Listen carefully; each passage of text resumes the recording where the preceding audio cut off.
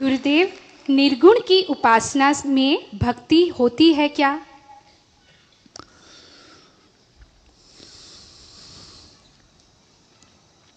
सगुण उपासना से ही भक्ति जागती है।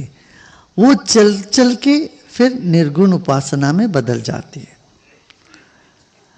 देखो, एक सगुण, एक मूर्ति के सामने खड़े होते हो हाथ जोड़ के, ये सगुण है।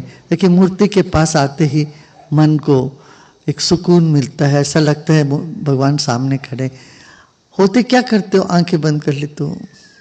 आंखें बंद करने से निर्गुण, आंखें खोलोगे तो सगुण।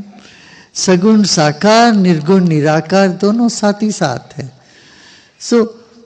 जब निर्गुण निराकार में आसानी से पहुंच नहीं पाते हैं तो सगुण साकार। सगुण साकार में क्या करते? पहले तो पूरा आकार, फिर बोलते नहीं सिर्फ चरण का देखो। देखो कई मंदिर में शुरू में या आखिरी में कहीं जब प्रदक्षिणा करते सिर्फ चरण होता है, चरण पादुका होते हैं। सिर्फ चरण का स्मरण करो, बस काफी है, उसी से तुम तल्लीन हो जाओ। कहीं कहीं सिर्फ मुखड़ा ही होता है, सिर्फ चेहरा ही होता है, और कुछ अंग नहीं दिखता है। चेहरा देख के फिर ऐसे शांत हो। तो इस तरह से सगुण साकार का अपना प्रयोजन है, वो शुरू भक्ति के लिए।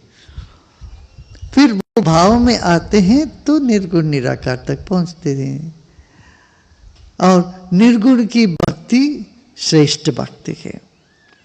निर्गुण की भक्ति ध्यान में जब जाते हो, निर्गुण भक्ति में जाओगे। हाँ?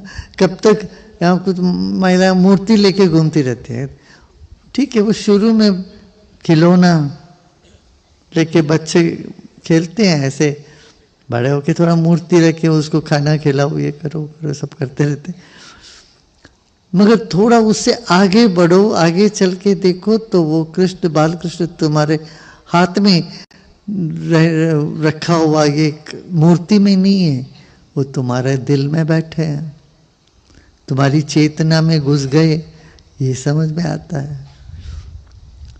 तो वो निर्गुण निराकार में बदल जाता है। कुछ लोग तो जिंदगी के आखिरी दम तक सिर्फ सगुण साकार में ही पड़े रहते हैं, उनको मुक्ति नहीं मिलती। सगुण से निर्गुण में जाना है। कहीं तो बाहर का सारा आधार छूट जाए, तभी तो भगवान की जो प्रत्यक्ष अनुभूति होगी। भगवान की अनुभूति के लिए सब आधार, जिसको आधार पकड़ के बैठे, वो सब छूटना पड़े।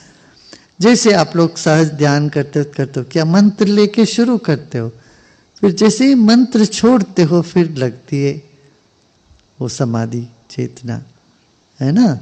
मंत्र की आवश्यकता भी है और मंत्र को छोड़ना भी है, ऐसा है।